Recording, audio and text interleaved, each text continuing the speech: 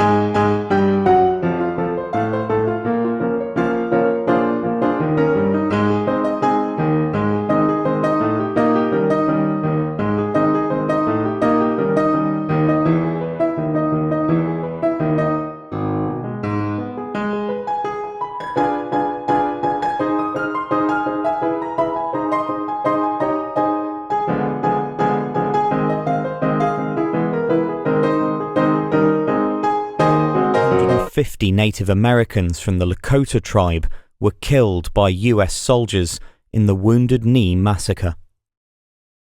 The 19th century saw white settlers move westward across North America in accordance with the disputed ideology of manifest destiny.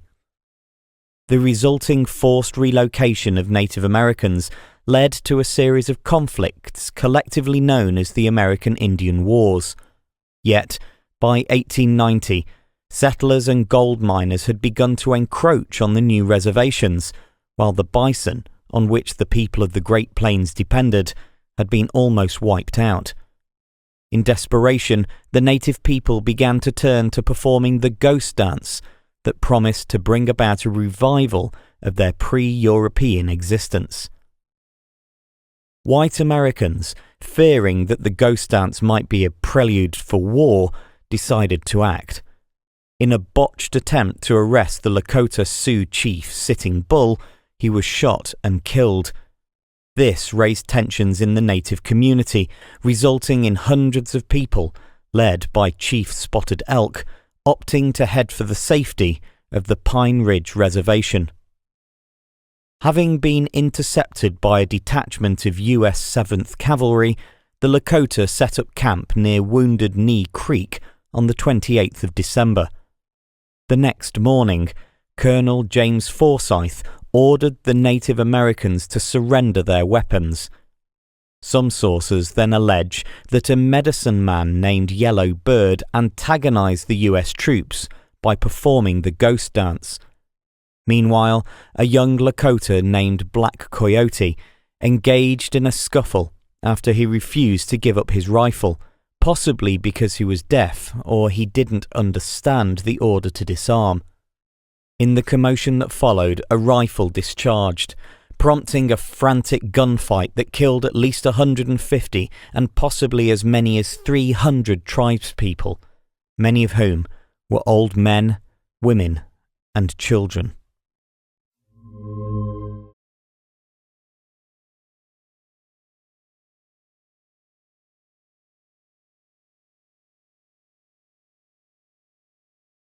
In the 1880s, Madeline Pollard, a student at Wesley Female College, began a relationship with Colonel W.C.P. Breckinridge.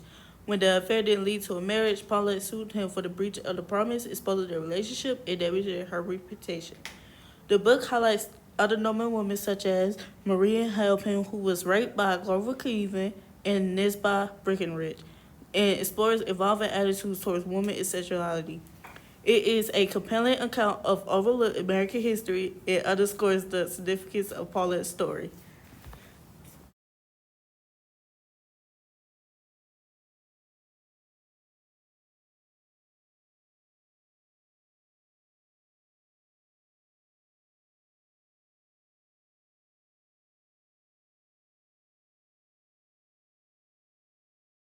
Now let's meet someone who can bring a little history to us. Her name is Mrs. Florence Pannell, and she's 108 years old.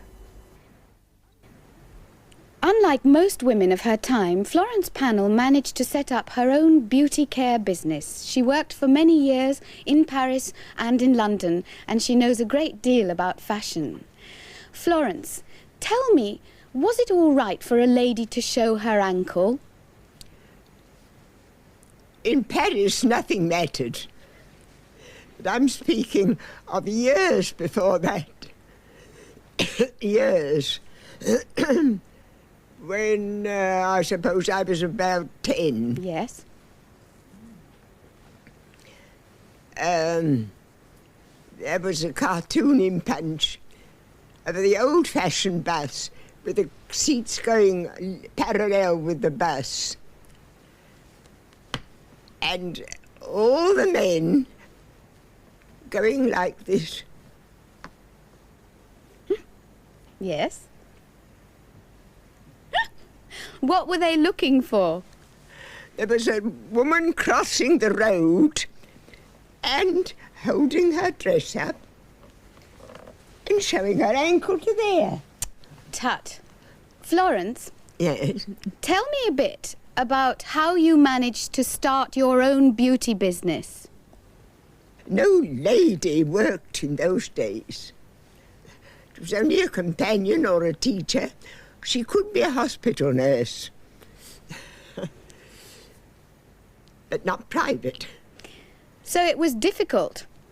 Oh, for women, shockingly difficult. I can tell you a story about that. That was also, I think, in Punch. A scraggy woman seated in a chair, little girl playing on the floor, about 4 years old, and an awful-looking man this side in an armchair.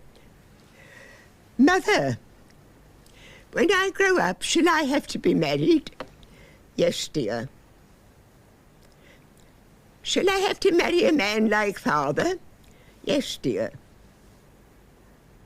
And if I don't marry him, shall I be an old maid like Aunt Eliza? Yes, dear. Silence for a minute. Say, Mother, it's a hard world for us women, isn't it?